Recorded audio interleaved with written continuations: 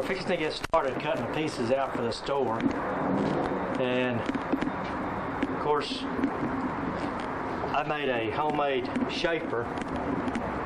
If you've got one of my cabinet door videos, you'll see what I've done. But I've taken just a pillow block bearing, 2 of them, and had a shaft milled with threads on the end. Got a nut on the top. Of course, I've got one on the bottom.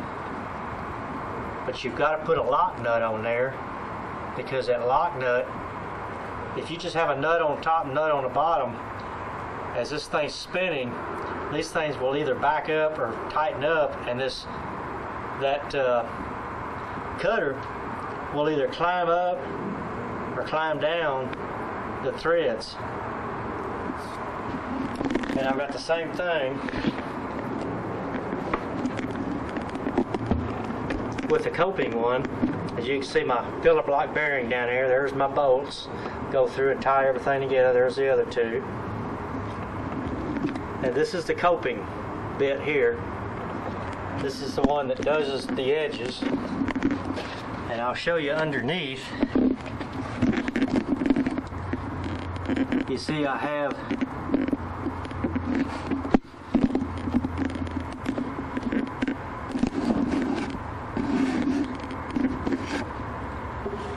you can see that belt going over to the end of that shaft. That's for the coping. And then I have one that's just real simple to put a belt on there, and that's for the edging.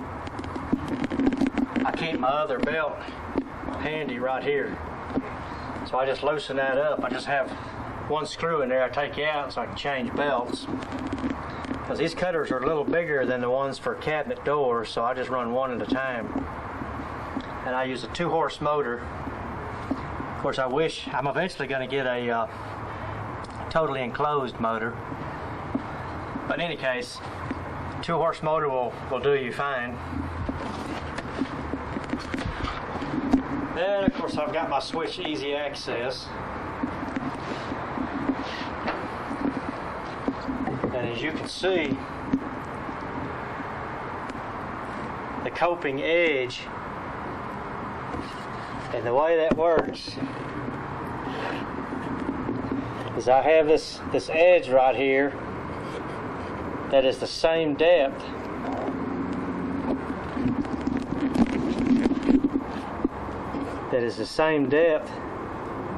as that rub collar right there.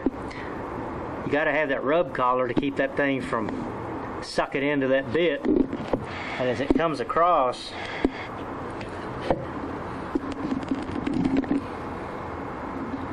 you can see that makes that cut. And that rub collar on top keeps the stock from going in. It just goes in a certain distance, or I should say it goes in the correct distance to make this cut. And that's all this side does. Now, these shapers that I've built are non-adjustable. Once I set them up, I have no reason to change them. Now, you can get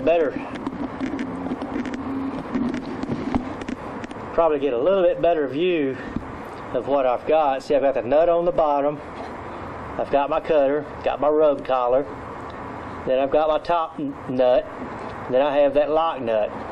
And that lock nut keeps this thing from going one way or the other, because if it was just a top and a bottom nut on there, it just acts like one great big nut on an awl thread. And if this thing gets hung up or biting into the wood, it'll cause itself to either climb or go down the threads. Anyway, okay, we got that. You saw what I did here. And I always make all my cuts with the cutters down. Now, you might want to do it a different way, but this way, as I run this through down, and I run my sticking down, then as they go together,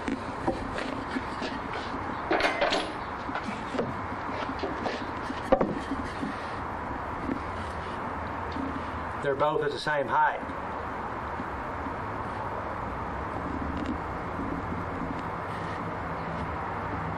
Just like that. Now these are just test pieces to make sure that everything is lined up. So you want to make sure that when you get your machine set up, you lock everything down, because you don't want anything to move after this point. You see, I've got the height here I want.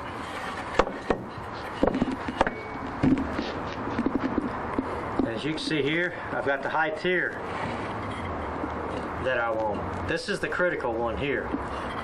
This is the one that has to line up.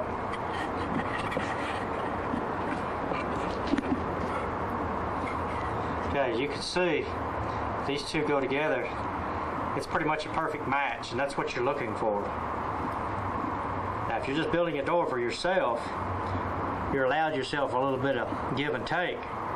But if you're doing this for money, then you need to be pretty much right on the money. Okay, onward we go.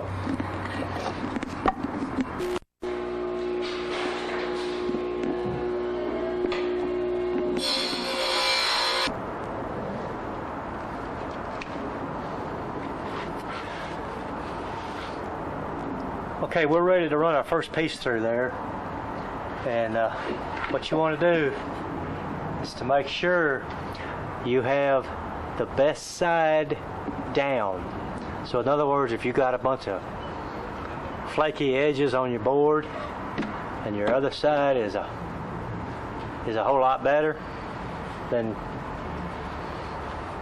use this side here rather than using this side with all the little tear outs. So you want to make sure that you do the same thing, same coat on each side, so that when you put everything together, everything will line up. All right, here we go.